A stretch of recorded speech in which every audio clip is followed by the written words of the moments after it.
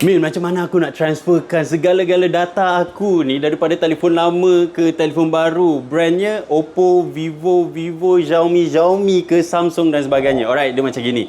Senang saja guys. Korang nak kena download satu apps.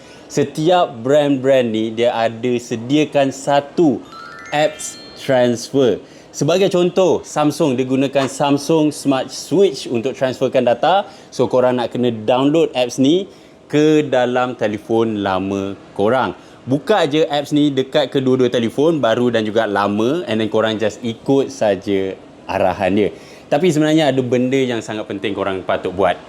Satu, checklist. Kenapa tahu? Sebab aku dah banyak kali buat kesilapan yang sama ulang-ulang.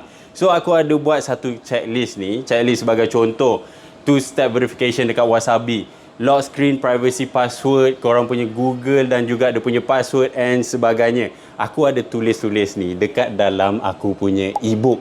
Aku ada buat guide A sampai Z supaya korang tak ulang kesilapan aku. So korang nak kena tengok dekat dalam link aku dekat bio, and korang nak kena grab cepat-cepat sebab aku hanya buat limited time offer sahaja. So korang share lah dekat kawan-kawan, save, korang bagi tahulah, weh, Amin ada satu e-book guide macam mana nak transferkan data, jom kita kongsikan duit ke apa kan. And then also korang pun boleh komen, follow dan juga like video ni. And ya, macam biasa, kalau apa-apa pun Roger.